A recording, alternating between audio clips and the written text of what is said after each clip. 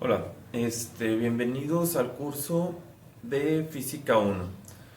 Entonces, el día de hoy ya empezamos a entrar en materia y como nuestro curso es de física, pues vamos a analizar la propia palabra y el concepto física. ¿Sí? Entonces, eh, en primer lugar, la palabra física tiene sus raíces en el griego physis, que significa naturaleza, e ikos, que significa estudio o tratado acerca de. Entonces podríamos interpretarlo como que la física es el estudio de la naturaleza. Entonces, como decíamos, si física es el estudio de la naturaleza, se encargará del estudio de ciertos fenómenos naturales. Entonces, los fenómenos naturales los vamos a dividir en nuestro curso en tres categorías de fenómenos naturales. El fenómeno biológico, el fenómeno químico y el fenómeno físico. Bueno, vamos a entrar un poquito más en detalle de cada uno. Bueno, entonces, revisando cada uno de los fenómenos que mencionamos, un poquito más a detalle, el fenómeno químico es aquel fenómeno en el cual los objetos o las sustancias que sufren el fenómeno tienen un cambio en su estructura molecular, es decir, de una sustancia se transforman en otra. Y generalmente los efectos de este tipo de fenómenos son irreversibles. Por ejemplo, se preguntarán por qué están viendo una tarja. Por ejemplo, uno de los más comunes ejemplos es el de la hoja de papel que se quema, ¿sí? Entonces, miren, por eso traje mi hoja de papel y vamos a revisar el concepto del fenómeno químico. Entonces vemos, ¿por qué voy a considerar a este un fenómeno químico? ¿Sí se ven? Pues porque el fenómeno que se nos presenta está haciendo una transformación de la sustancia, ¿sí? Miren, hay un cambio en la estructura molecular. ¿Se fijan? La hoja de papel tal cual se ha convertido en otra sustancia, es otro material completamente diferente, es carbón, ya no es el papel que veíamos en un principio, si se fijan.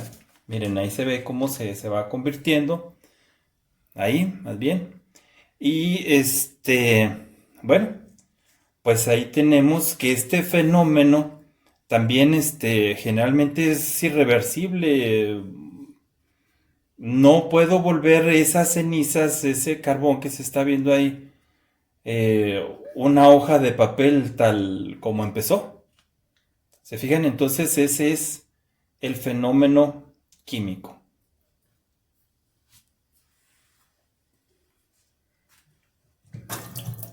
Ahora bien, una vez que hemos comentado el fenómeno químico, el fenómeno físico, un poco más a detalle, es aquel fenómeno que sucede sin hacer un cambio en la estructura molecular de los objetos o sustancias que están participando en el fenómeno. Y generalmente es reversible. Entonces, otro ejemplo clásico, casi así sacado de todos los libros, es el de la hoja de papel. Voy con otra hoja de papel. Si van a decir, está gastándose las hojas de papel. Pero bueno, o sea, tiene un fin, ¿no? No es solamente porque sí, para que no me acusen con los ambientalistas. Entonces, miren, tengo la hoja de papel, ¿qué tal que estoy doblando esta hoja y se está produciendo un fenómeno? Doblé la hoja, la vuelvo a doblar. Otro fenómeno que estoy produciendo, miren, es que cambia de posición, puede cambiar de forma, de posición, sí. Pero fíjense cómo regresa a su estado inicial. Entonces, es una de las características de este tipo de fenómeno, ¿sí? Y entonces, cuando lo regreso a su estado inicial y vuelvo a extender la hoja, pues la hoja sigue siendo de la misma sustancia, una hoja de papel, el mismo material. Entonces, no hay cambios en su estructura molecular. ¿Se fijan? Entonces, por eso me refiero a veces que cuando vemos los fenómenos físicos o estudiamos los fenómenos físicos, pues nos toca estudiar en física el tipo más sencillito de fenómeno. ¿Se fijaron? Entonces ese es el fenómeno físico. Y el fenómeno biológico, que es el que ocurre en los seres vivos.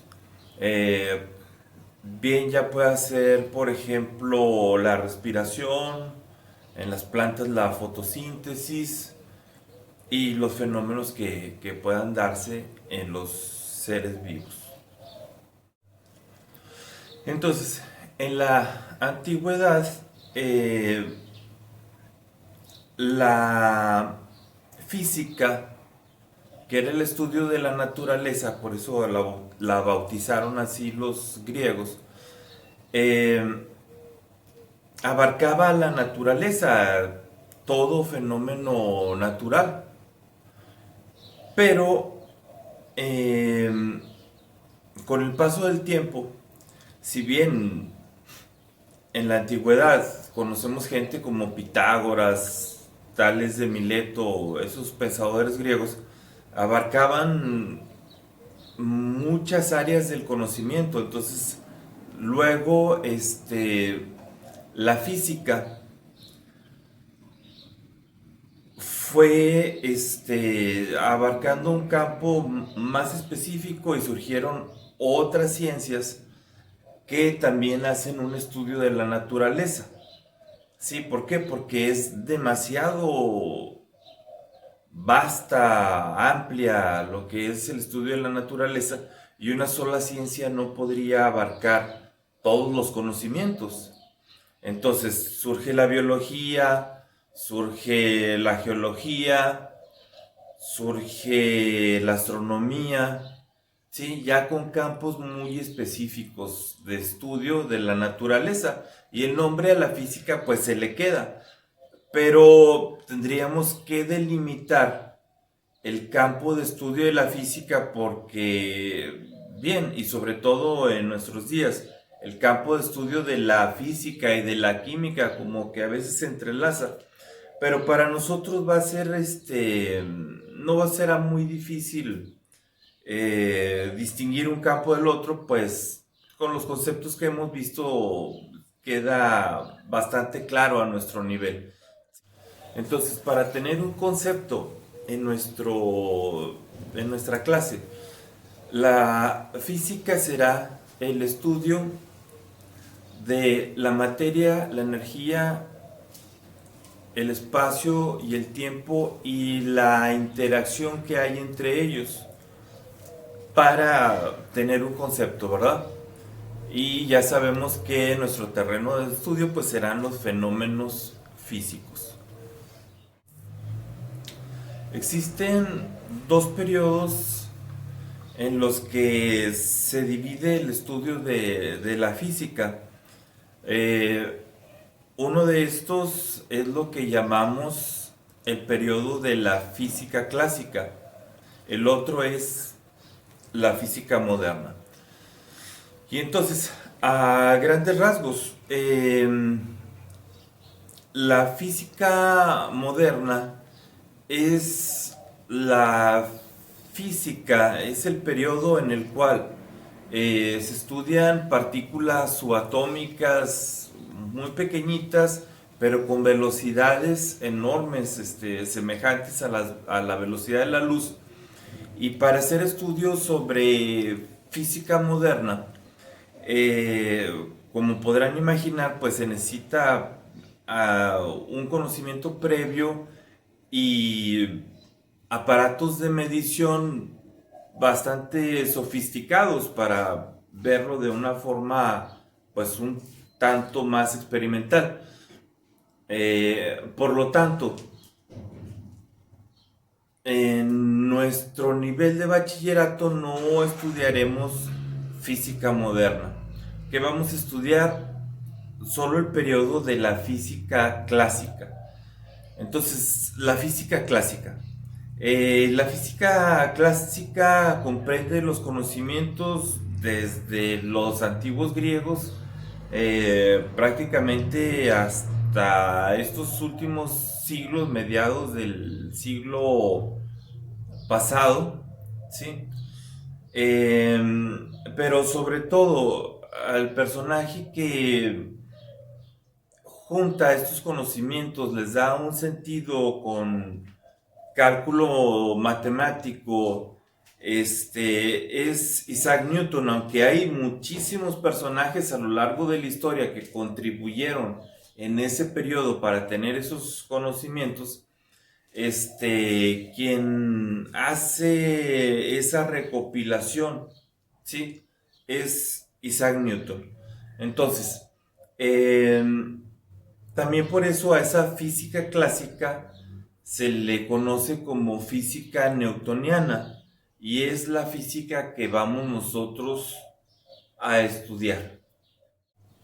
Entonces, en física clásica, los casos que analizaremos serán casos con objetos que ya podríamos nosotros ver incluso a simple vista con velocidades que nos permiten hacer las observaciones del objeto.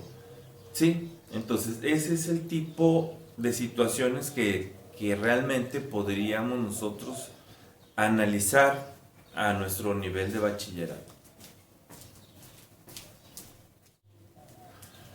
Bueno, entonces, hemos visto algunos conceptos, una introducción a lo que es nuestra materia de física, pero además es necesario que ustedes hagan consulta, que verifiquen todo eso, es importante hacer el trabajo necesario de su parte.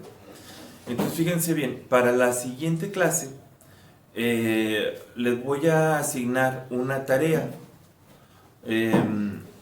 Como ya les dije y que ya lo probamos la semana pasada y en la asignación, también voy a repetir las instrucciones de la tarea ahí por escrito y déjenme les platico más o menos de qué va a tratar la tarea, ya si quieren ir empezando a analizar, mañana tienen el tiempo de la tarea, ¿sí? Y para que me la envíen. Entonces, va a consistir en lo siguiente. En un archivo de Word me van a escribir la consulta, fíjense bien, me van a consultar qué es la física clásica. Ya lo tratamos, pero lo pueden tal vez encontrar ahí con más profundidad o con otras palabras, ya lo checan. Física clásica, ¿qué es la física moderna? ¿Sí? Entonces así más o menos a grandes rasgos.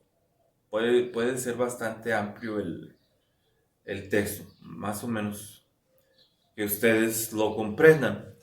Entonces, además, van a consultar las ramas de la física clásica, que como comentábamos ahorita es el tipo de física que vamos a estudiar. Entonces, bueno, ¿cuáles son las ramas de esa física clásica?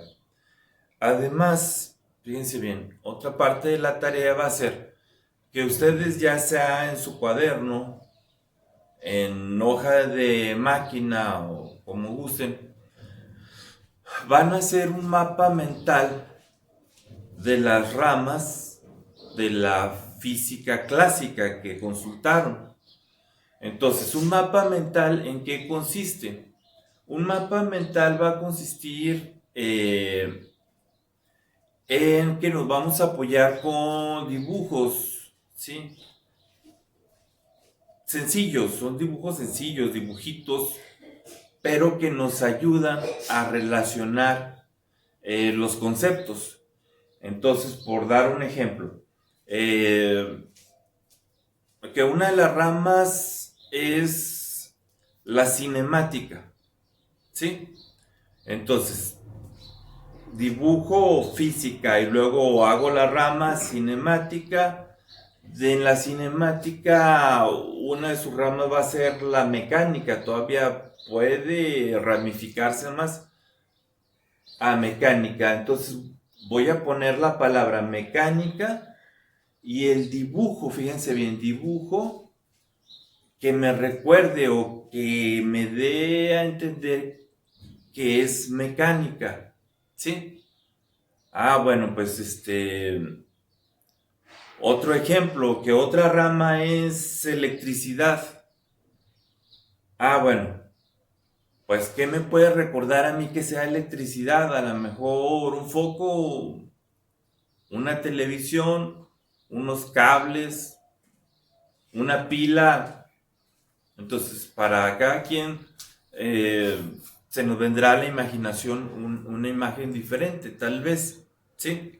Entonces, ese es el mapa mental.